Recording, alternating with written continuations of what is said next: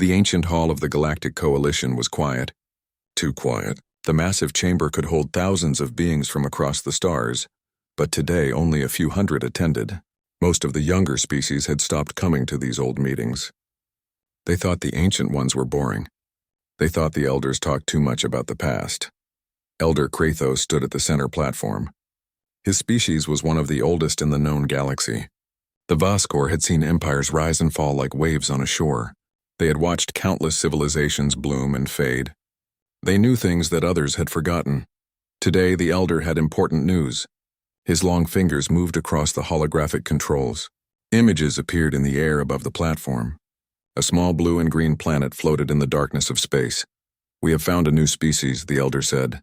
His voice was calm but serious. "They call their world Earth. They call themselves humans." A few delegates looked up with mild interest. New species were discovered all the time. What made these humans special? The elder continued. He showed more images: cities, machines, battles. The images showed humans fighting, always fighting. They fought with swords. They fought with guns.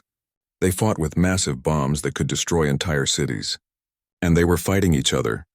These beings are dangerous, the elder warned, not because they are strong, not because they are smart, but because they never stop. Ambassador Gentar from the hegemony laughed. It was a harsh, clicking sound. The Gentar were warriors.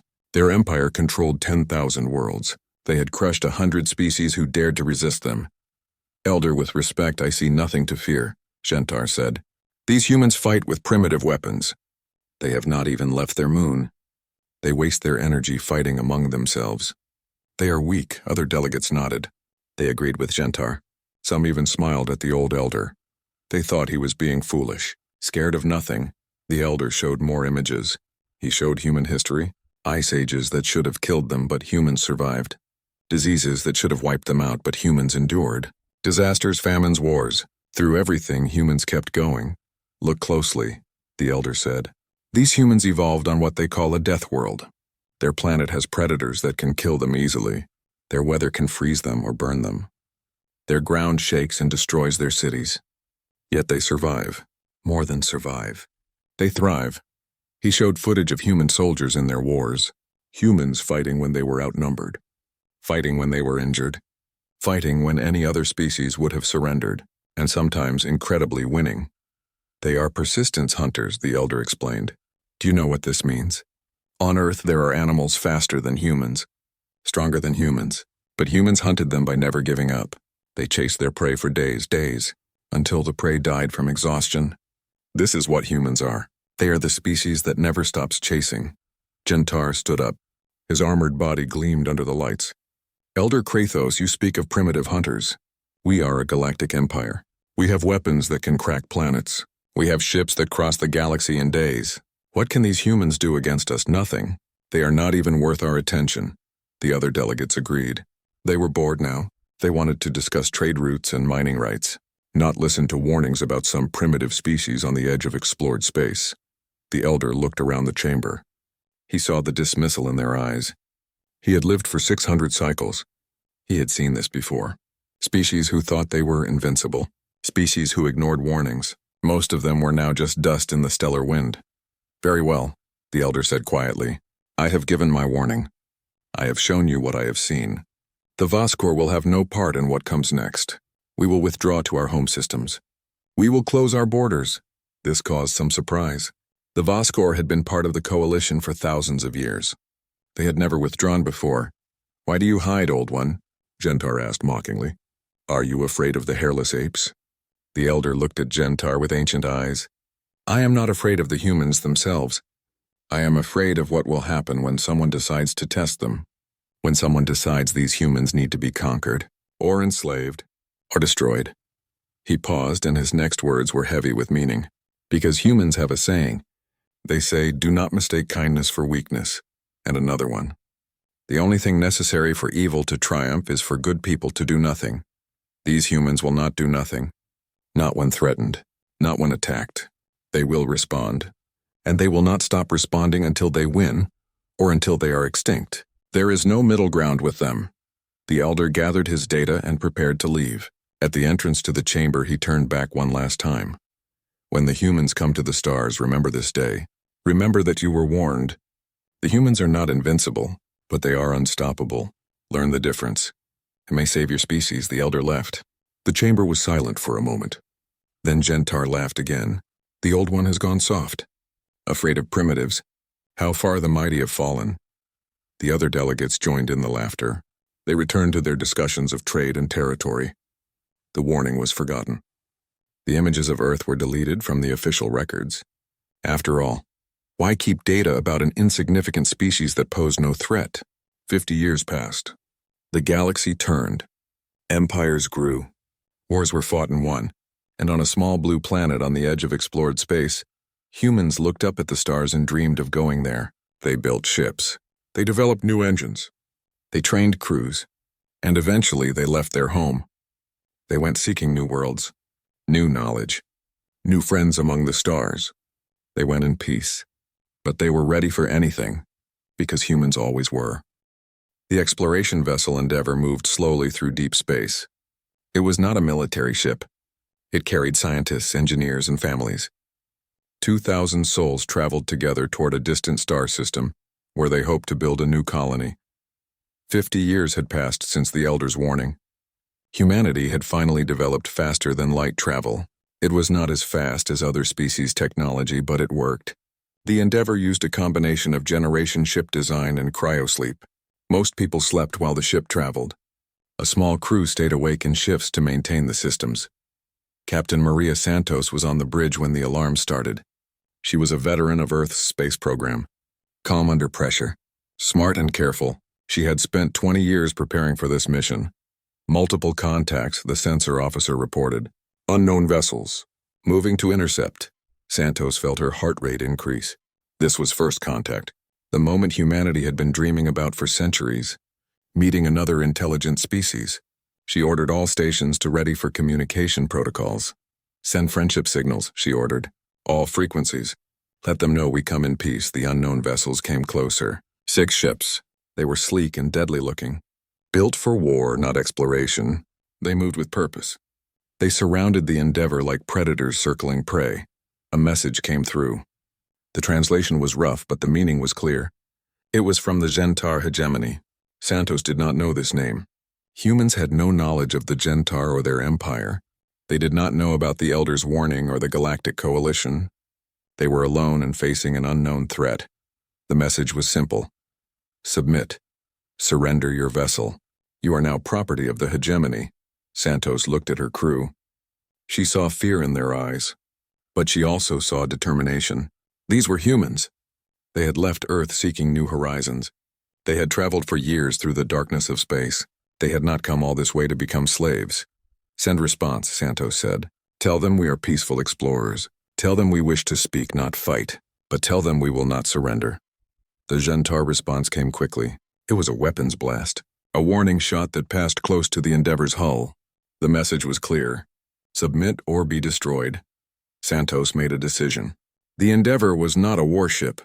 They had some defensive weapons, but nothing that could fight 6 military vessels. She could surrender and hope for mercy, or she could fight and die. Or she could try something else. All crew to escape pods, she ordered. Prepare evacuation protocols. Engineering, I need everything you can give me. Her crew moved fast. They had trained for emergencies. Parents grabbed children. Engineers secured critical data. Scientists saved their research. In 12 minutes, 600 people were loaded into escape pods. The pods were small, cramped. They had limited supplies. But they had one advantage. They were hard to detect. Santos stayed on the bridge with her senior officers. 400 crew members remained. They volunteered. They knew what was coming. Launch pods, Santos commanded. Silent running. Maximum dispersal. Some of you will make it home. Some of you will survive. Tell Earth what happened here. Tell them what we found among the stars. The escape pods launched in all directions, hundreds of tiny craft spreading out into space. The Gentar ships did not notice. They were focused on the Endeavour. Santos sent one final message to the Gentar.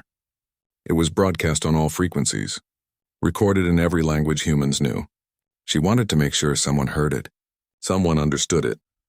I am Captain Maria Santos of the human exploration vessel Endeavour. You have attacked us without cause. You have demanded our surrender without offering any chance to talk. You have shown us what you are. Now let me show you what we are." She paused. "We are not warriors. We came in peace. We came seeking friends and knowledge. But we are humans. And humans do not bow to bullies. We do not surrender to threats. We do not give up ever." Santos looked at her officers. They nodded. They understood. They were ready. "Tell your empire this," Santos continued in her message. "Tell them you met humans today. Tell them we fought. Tell them we lost. But also tell them this. Tell them we are coming. Tell them we do not stop. Tell them that every human who heard about this day will remember, and they will come looking for you, not for revenge, not for glory, but because you made it personal, because you attacked peaceful explorers who just wanted to see the stars, because you gave us no choice." She smiled grimly. "Tell them we are coming. Tell them they should have listened to the elder." The Gentar commander listened to the message. He did not understand most of it. What elder? What was this human talking about? It did not matter. These primitives needed to learn their place. "Disable their ship," the commander ordered. "Prepare boarding parties. We will take survivors as slaves. This vessel will make a fine trophy." But Santos had one more surprise. The Endeavor had fusion reactors, powerful engines that could push the ship through space. Santos had ordered the engineering team to disable all safety systems, to overload the reactors, to turn their ship into a bomb. "For Earth," she whispered. "For humanity. For every person who dares to dream of the stars." She pressed the button. The Endeavor exploded. The blast was massive. It caught 2 Gentar ships that were moving in to board. One was destroyed instantly. The other was crippled, spinning away into space. The explosion also created a debris field and electromagnetic pulse that blinded the other Gentar ships for precious minutes. In those minutes, the escape pods got farther away. Farther into the darkness, where the Gentar could not find them. When the Gentar commander recovered, he was furious. These humans had destroyed themselves rather than surrender. They had taken 2 of his ships with them. They had embarrassed him, made him look foolish. He searched for survivors. He found none. The escape pods were too small and too far away. He did not have time to search the entire sector. He had orders. He had a schedule. And surely a few primitives in tiny pods would die anyway. Space was deadly. They would not survive. "Minor species eliminated," he reported to Hegemony Command. "They resisted. We destroyed them. No threat detected. Recommend avoiding the sector. Nothing of value here."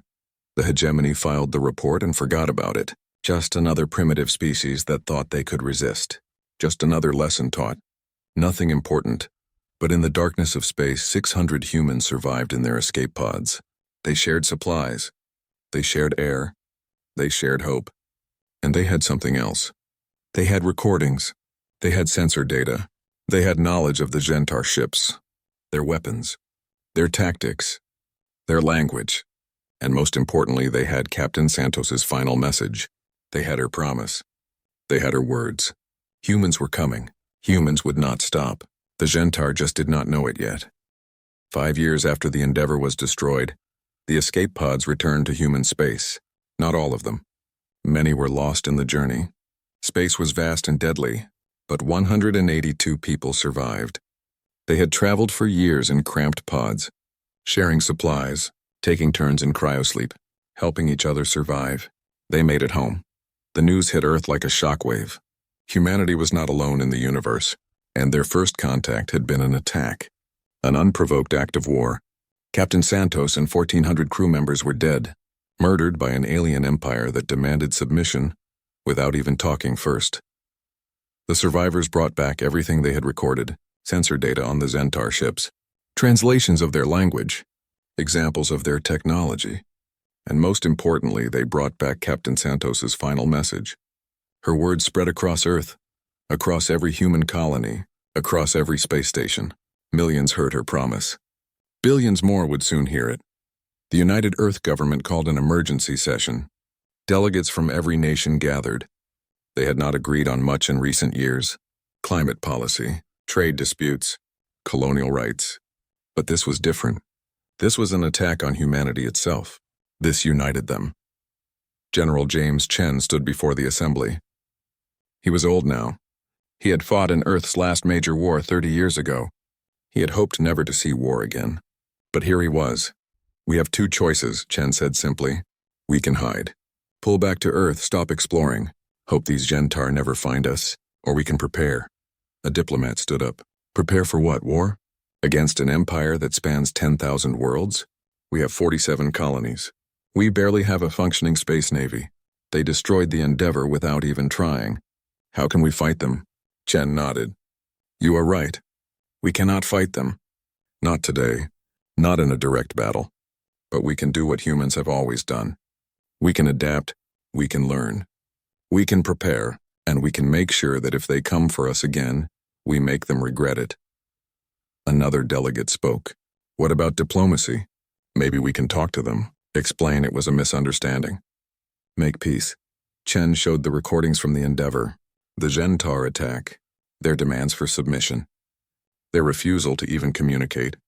They did not want to talk. They wanted slaves. And when Captain Santos refused, they tried to destroy her ship and take the survivors. That is not a misunderstanding. That is who they are. The vote was unanimous. Humanity would prepare for war. They would study the Gentar technology. They would build defenses.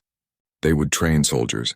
And they would make sure that if the Gentar came again, humanity would be ready. What followed was the greatest mobilization in human history. Scientists worked day and night studying the Gentar sensor data. Engineers reverse-engineered alien technology from the debris the Endeavor had scattered when it exploded. Military leaders developed new tactics, new strategies, ways to fight an enemy with superior technology. But the military was not the only group preparing. Civilians volunteered. Colonists built defenses. Miners increased production. Factories that made civilian goods converted to military production. Everyone contributed. Everyone understood. This was not about conquest. This was about survival. 3 years into the preparation, the Gentar came again. They had decided to expand their territory. They had found a human colony world called New Hebrides. 4 million colonists, farmers, miners, families. The colony had some defensive weapons, but nothing major. It was a soft target. Easy pickings. The Gentar fleet arrived expecting no resistance. They were wrong. The colonists had been training. They had been preparing. They had weapons that Earth had sent them. Not enough to win, but enough to fight. The battle for New Hebrides lasted 3 days. The colonists fought from the ground. They used guerrilla tactics, hit-and-run attacks. They destroyed supply depots. They ambushed patrols. They made the Gentar pay for every meter of ground. When the human defense fleet arrived, the Gentar were surprised. These humans had real warships now. Not many, not as advanced. But they fought with a desperation and creativity that shocked the aliens. Human ships used unconventional tactics. They rammed enemy vessels. They detonated their own ships as weapons. They used the debris field as cover. They fought in ways the Gentar had never seen. Ways that broke all conventional military doctrine. In the end, humanity lost the battle. The Gentar took New Hebrides. They controlled the planet. They had won, but it had cost them. They lost 20 ships, 3,000 soldiers, and they only held the major cities. The countryside was still controlled by human resistance fighters who refused to surrender. The Gentar commander sent a report to the hegemony. We have secured the human colony world, but these humans are different from other species. They do not surrender even when clearly defeated. They continue fighting. We have captured several, but they refuse to work. They sabotage equipment. They attack guards. I recommend additional forces. Back on Earth, the loss of New Hebrides was mourning, but there was also resolve. The colonists had held out for 3 days. They had made the Gentar bleed. They had shown that humans could fight back. More importantly, they had bought time. Time for the rest of humanity to prepare. Time to build more ships. Time to train more soldiers. Time to develop better weapons. Admiral Sarah Chen, daughter of the late Captain Santos, addressed the human fleet. She had joined the military after her mother's death. She had risen through the ranks through skill and determination. Now she commanded humanity's growing space navy. The Gentar think they won, she said to her officers. They hold New Hebrides. They think that means victory. But they are learning what my mother tried to teach them. You do not beat humans by winning battles. You beat humans by making them give up. And we will never give up. She played a recording. It was transmitted from New Hebrides. From the resistance fighters still fighting in the countryside, Their leader spoke in a calm, determined voice. To all humans listening, this is New Hebrides. We are still here. We are still fighting. They took our cities, but not our will. They killed our friends, but not our hope. We will resist every day, every hour, every minute, until relief comes or until we fall, but we will never surrender. Never. The message ended with words that would become humanity's battle cry, words that would be repeated in every battle, every fight, every struggle to come. You wanted war. We invented it. You wanted to test us. Now you will learn what humans are really like. We are the species that walked out of Africa with nothing but sharp sticks. We are the species that survived ice ages and plagues. We are the species that split the atom and went to the moon. We are humanity, and we are coming. 3 years into the war, the Gentar hegemony controlled 15 human colony worlds. On paper, they were winning. Their empire was larger. Their technology was better. Their military was stronger. But they were not happy. They were, in fact, starting to worry. The problem was simple. The Gentar could win every battle. They could take every planet, but they could not hold them. Not really. Every world they conquered became a nightmare of resistance and sabotage. On New Hebrides, the resistance was still fighting 3 years after the initial invasion. They lived in the mountains and forests. They attacked supply convoys. They destroyed communications equipment. They made the Gentar occupation expensive and bloody. The Gentar had to keep 10,000 troops on the planet just to maintain basic control. Troops they needed elsewhere, and it was not just New Hebrides. Every occupied human world was the same. Humans did not accept defeat. They did not cooperate. They did not work peacefully under Gentar rule. They resisted, always. Commander Gencar sat in his office reviewing reports. He was responsible for the occupation of 4 human worlds. Every day brought new problems. Factory workers who worked slowly, equipment that mysteriously broke, guards who disappeared, food supplies that spoiled. It never ended. He had captured hundreds of humans, tried to interrogate them, learn their plans. But they would not talk. They would not cooperate. Some pretended not to understand. Others stayed silent. A few gave false information that led his troops into traps. Gencar called his intelligence officer. "Explain this to me. We have defeated these humans in every major battle. We control their planets. Why do they continue fighting?" The officer pulled up human cultural data they had collected. "Sir, I have been studying them. Humans have a different mindset than other species we have conquered. They do not fight to win. They fight to not lose. There is a difference." "What difference?" Gencar demanded. "Most species fight until they calculate victory is impossible. Then they surrender. It is logical. It saves lives. But humans do not think this way. They fight until they physically cannot fight anymore, and even then they look for ways to resist. They value stubbornness over logic. They value determination over survival." Gencar did not like this answer. "So how do we make them stop?" The intelligence officer shook his head. "I do not know, sir. In their history, they have fought wars that lasted decades, even centuries. They have resisted occupations for generations. There are examples of small human groups fighting empires much larger than themselves. And often the empires gave up first. Meanwhile, humanity was adapting. That was what humans did best. They learned from every battle. Every defeat taught them something new. They studied Gentar tactics. They analyzed captured technology. They improved their weapons and strategies. Human ships were getting better. Not as advanced as Gentar vessels, but close. And humans used them differently. They took risks. They tried things that no military academy would teach. Sometimes these tactics failed. But when they worked spectacularly. Captain Marcus Webb led a raid deep into Gentar territory. His mission was impossible. Rescue human prisoners from a heavily guarded facility. Every military analyst said it could not be done. The facility was too well protected. The odds were too bad. Webb did it anyway. He used a captured Gentar ship, flew right up to the facility pretending to be a supply vessel. When challenged, he broadcast stolen security codes. It worked. He landed. His team moved fast. They freed 200 prisoners. Then they stole 6 more Gentar ships and escaped before the guards realized what happened. The rescue made headlines across human space. More importantly, it made the Gentar nervous. If humans could penetrate their secure facilities, nowhere was safe. They had to increase security everywhere. More guards, more checks. More resources diverted from the front lines. Admiral Chen launched another operation. Not a military attack. Something else. Something the Gentar did not expect. She broadcast messages directly to the Gentar population. Not threats. Not propaganda. Just information. She told them the truth about the war. How it started with an unprovoked attack on peaceful explorers. How humans had tried to communicate but were met with violence. How humanity was only defending itself. She included footage from the Endeavour. Captain Santos's final message. The battle for New Hebrides. The Gentar government tried to block these transmissions, but humans were persistent. They found new frequencies, new methods. The messages kept getting through, and some Gentar civilians started asking questions. Why were they fighting these humans? What had humans done to deserve this war? The Gentar High Command met to discuss the situation.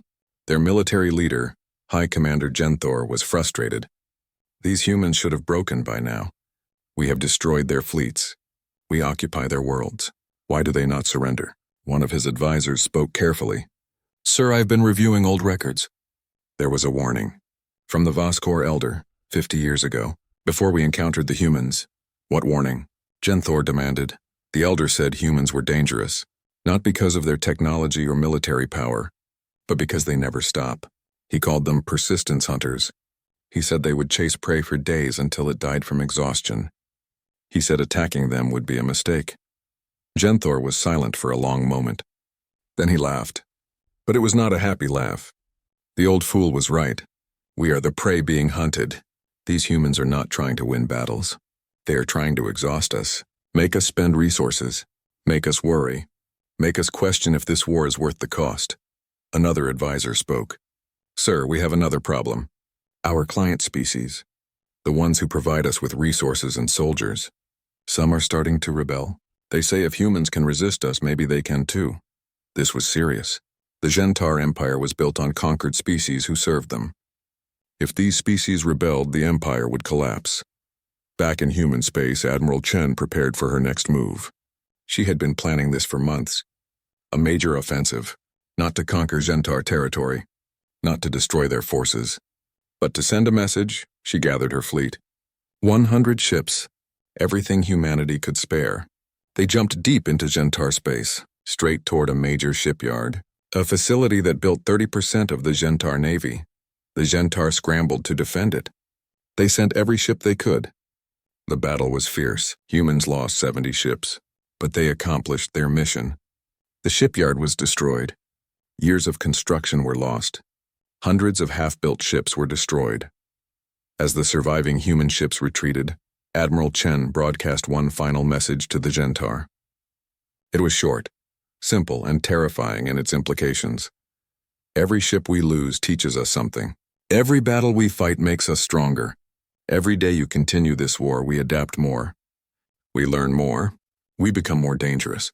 The question you need to ask yourself is this. Can you afford to keep fighting us? Can your empire survive a war against an enemy that never stops learning? An enemy that treats every loss as a lesson and every defeat as motivation? We are 7 years into this war. We can fight for 70 more. Can you? Year 10 of the war. The galaxy was watching now. The conflict between humans and the Gentar hegemony had become impossible to ignore. What started as a minor border dispute was now a full-scale war that threatened to destabilize an entire sector. The impossible had happened. Human forces were no longer just defending. They were attacking. Raids deep into Gentar space, hit-and-run strikes on supply lines, commando operations to free prisoners and steal technology. The Gentar were being pushed back, slowly, painfully, but undeniably. Human technology had caught up. Years of studying captured Gentar equipment had paid off. Human ships were now equal in most ways, better in some. Human engineers had done something the Gentar never expected. They had improved on alien technology. They had looked at Gentar designs and asked, what if we did it differently? This was the human advantage.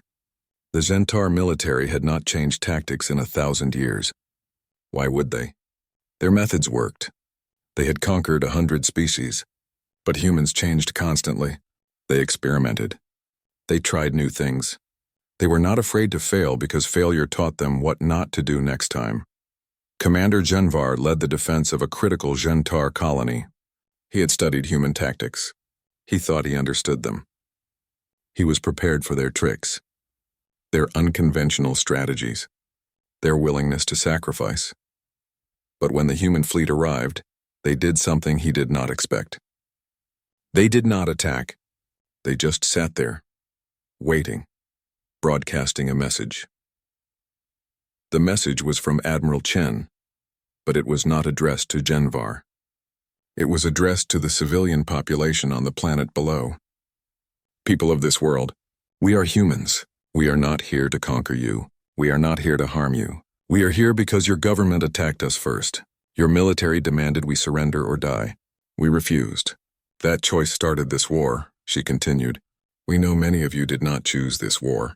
We know you are ordinary people trying to live your lives. We do not want to fight you, but we will not stop fighting until your government agrees to peace. Real peace. Not surrender. Not subjugation. Peace between equals. Tell your leaders. Tell them to stop this war before more people die on both sides. Genvar tried to jam the transmission, but humans had learned to broadcast on frequencies the Gentar could not easily block. The message got through, and it had an effect. Civilians on the planet started protesting. They did not want to be a battleground. They did not want their homes destroyed in a war that seemed pointless. This was happening across Gentar space. Humans were not just fighting a military war. They were fighting an information war. A psychological war. They were making the Gentar population question why they were fighting.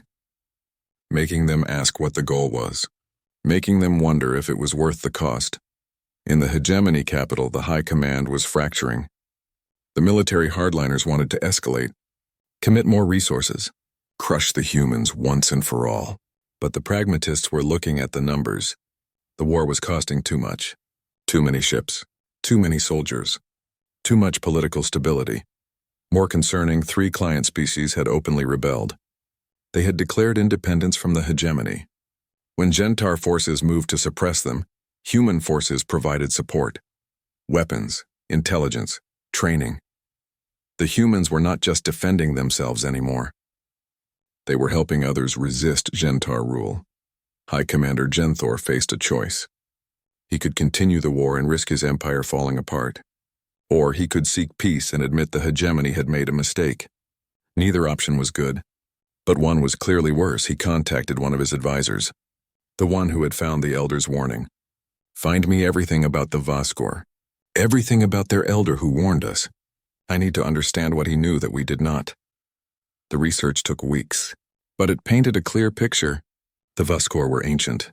They had survived because they were careful, because they watched and learned, because they knew when to fight and when to withdraw, and they had seen something in humans that the Gentar missed. Not strength, not intelligence, but an unbreakable will. Genthor made a decision. He would reach out to the humans, not to surrender, but to talk, to see if peace was possible. He did this quietly, secretly. The hardliners could not know. Not yet. He sent a message through neutral channels. A simple question. Would humans be willing to negotiate? The response came from Admiral Chen. Yes, but with conditions. Negotiations must be public. Both sides must agree to a ceasefire during talks, and any agreement must be verified by neutral parties. Genthor agreed. He announced peace negotiations to his government. The hardliners were furious. How dare he negotiate with these primitives? The hegemony did not negotiate. They conquered, but Genthor had support from the pragmatists, and from war-weary civilians, and from military officers who were tired of fighting an enemy that never stayed beaten. The negotiations moved forward. Then the hardliners made their move. They sent a strike force to attack the human peace delegation. If they killed the human leaders, the war would continue, and the hegemony would eventually win through sheer size and resources. But humans had prepared for this. They had learned to expect betrayal. The peace delegation was protected by stealth ships, by hidden defenses, by soldiers who had been fighting this war for 10 years and knew every Gentar trick. The attack failed. The hardliner fleet was destroyed, and humanity's response was swift and devastating. Not against the Gentar population, not against civilians, but against military targets, strategic installations, command centers, shipyards. In 72 hours, humanity launched coordinated strikes across 20 Gentar military facilities. The message was clear. We can reach you anywhere. We can hurt you anytime. We choose not to because we want peace. But if you force us to continue this war, we will win it. The most shocking strike was on the Gentar homeworld itself. Human ships appeared in orbit. They did not attack. They just sat there, visible, undeniable, a fleet capable of devastating the homeworld. But holding fire, Admiral Chen broadcast from her flagship. People of the hegemony, we are here. We have the power to destroy your world. Your military attacked our peace delegation. They tried to kill innocent people who came only to talk. This is who your hardliners are. This is what they value. War over peace, pride over survival. She paused. But we are not them. We did not come here to destroy. We came to make a point. You cannot defeat us through force. You cannot intimidate us. You cannot break us. The only way this war ends is through peace. Real peace. Mutual respect. Or we will fight you for another 10 years. Another 20. Another 50. However long it takes. The choice is yours. The Gentar population watched their skies. Watched human warships holding position above their cities. Ships that could kill millions but chose not to. And they understood. These humans were not monsters. They were not conquerors. They were just people who refused to be conquered. Who fought back when attacked. Who wanted the same thing the Gentar civilians wanted. Peace, safety, a chance to live without fear. Across the hegemony, civilians demanded their government end the war. The hardliners were arrested by their own military. Commander Genthor, the pragmatist who had sought peace, became the new leader. He sent a message to Admiral Chen. 3 simple words in the human language he had learned during his study of them. We seek peace. The Treaty of Terra was signed 1 year after the human fleet appeared over the Gentar homeworld. The negotiations were difficult. Both sides had lost so much. Millions dead, countless resources wasted. Deep wounds that would take generations to heal. But the treaty was fair. That was what surprised the galaxy most. Humans did not demand punishment. They did not ask for territory or treasure. They asked for 3 things. First, all occupied human worlds must be returned. Second, the Gentar must recognize human sovereignty and independence. Third, both sides must agree to peaceful contact and trade going forward. The Gentar expected harsher terms. They had started the war. They had attacked first. They had killed peaceful explorers. By all rights, humans could have demanded much more. But Admiral Chen explained it simply. We did not fight for conquest. We fought for the right to exist. Now that you recognize that right, we have everything we wanted. The signing ceremony was held on Earth. It was the first time Gentar officials had visited the human homeworld. They were surprised by what they saw. Earth was beautiful, but also clearly dangerous. Active volcanoes, earthquake zones, extreme weather patterns. The humans had not been lying. They really did evolve on a death world. Commander Genthor met with Admiral Chen privately after the ceremony. I have a question, he said. You could have destroyed our homeworld. You had the power. Why did you not? Chen looked at him with tired eyes. She had been fighting this war for 10 years. She had lost friends, family, comrades. Because that would have made us like you, like the you that attacked the Endeavor. We fight when we must. We are very good at it. But we do not enjoy it. We do not seek it. Every human who died in this war is someone who will never go home, never see their family again, never achieve their dreams. We remember that. Every single one. Genthor was quiet for a moment. The elder was right. The Voskor elder who warned us. He said humans were dangerous not because of your weapons, but because of your will, because you never stop. I thought he was a fool. Now I understand.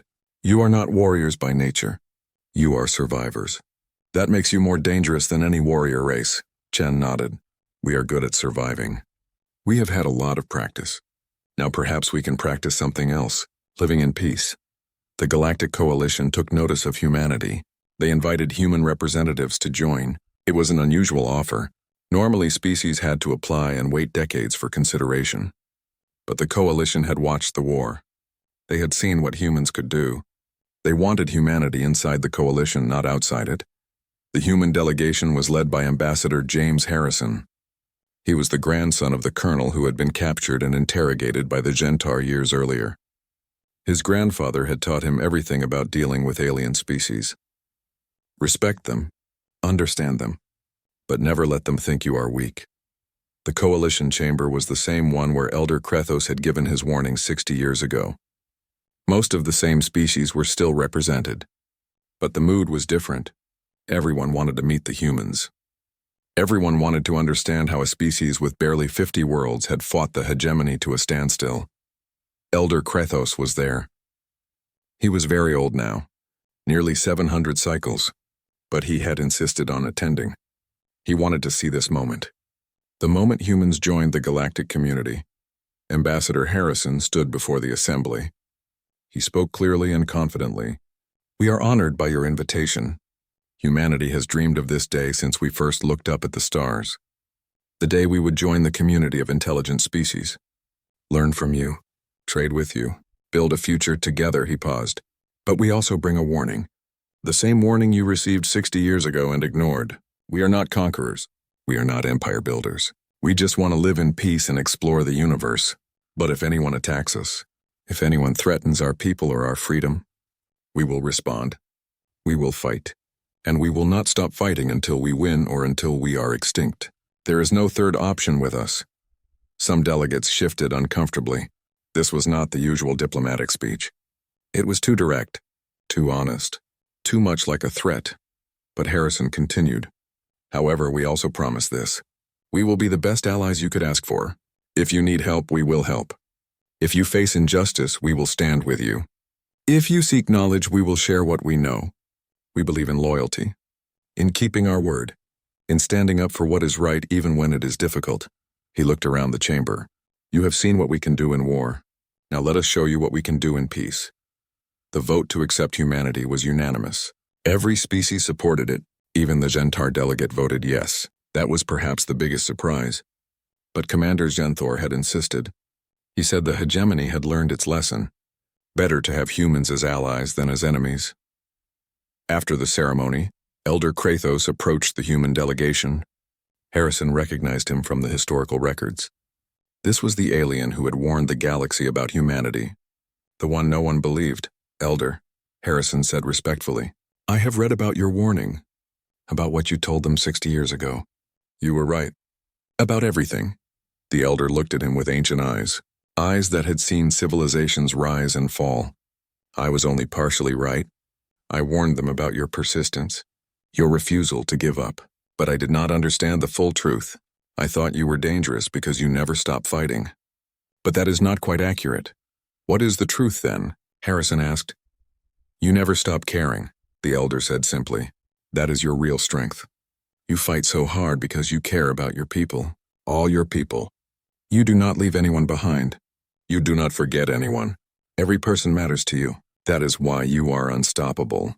Not because you are strong or clever, but because you care enough to keep trying no matter what." He smiled. It was a rare expression for his species. "And that is why you will be good for this galaxy. We need species who care, who fight for what is right, who refuse to accept injustice." The Voskor withdrew from galactic politics because we were tired. We had seen too much. But you humans, you are just getting started. You still have hope. Still have fire. Harrison felt humbled. "Thank you, Elder. That means a lot coming from you." "One more thing," the Elder said. "In 30 years there will be a ceremony on New Hebrides, the colony where your people first resisted the Gentar. They are building a memorial for all who died in the war, from both sides. I would like to attend. Will you be there?" "I will," Harrison promised. "We will never forget what happened there, what it cost, and what we learned. 20 years passed. The war became history. The generation that fought it grew old. New generations grew up knowing peace. Trade flourished between humans and other species. Cultural exchanges happened. Friendships formed. The galaxy slowly healed, but humans did not forget. In every human school, children learned about the Endeavor, about Captain Santos, about the cost of war, about the value of peace. They learned that strength was not about dominating others. It was about standing up for what was right, protecting those who could not protect themselves. Never giving up on what mattered. Humanity became known across the galaxy as the Liberators. When oppressed species needed help, they called on humans. When injustice needed to be confronted, humans stood up, not because they wanted glory, Not because they sought power, but because it was right. The Gentar Empire reformed itself. Commander Genthor led the changes. The hegemony became a federation. Client species became partners. The military culture shifted from conquest to defense. It was not easy. Many resisted. But slowly change happened. Genthor credited humans with saving his species. You defeated us, but you did not destroy us. You showed us a better way. You proved that strength and compassion are not opposites. They can exist together. We are grateful for that lesson, even if it was painful to learn. On the 30th anniversary of the Treaty of Terra, the memorial on New Hebrides was completed. It was a simple structure, a wall with names. Every human and Gentar who died in the war. Side by side, no separation. No distinction between victor and defeated. Just names. People who would never go home. Elder Krathos attended as promised. He was nearly 800 cycles old now, one of the oldest beings alive. He stood with Ambassador Harrison, now old himself, and looked at the memorial. I tried to warn them, the elder said quietly. I told them humans were unstoppable, but they did not listen. They thought unstoppable meant invincible. They did not understand the difference. What is the difference? Harrison asked. Invincible means you cannot be hurt. Unstoppable means you keep going even when you are hurt. Humans are not invincible. You bleed, you suffer, you die. But you never stop moving forward. Never stop trying. Never stop hoping. That is what makes you unstoppable. And that is what makes you special. Harrison looked at the names on the wall. He found Captain Santos. His eyes lingered there. She would be proud of what we built. All of us together, humans, Gentar, all the species of the coalition. We turned tragedy into something better. The elder nodded. That is the human way. You take the broken pieces and build something new. Something better. You never let pain stop you from trying to make things right.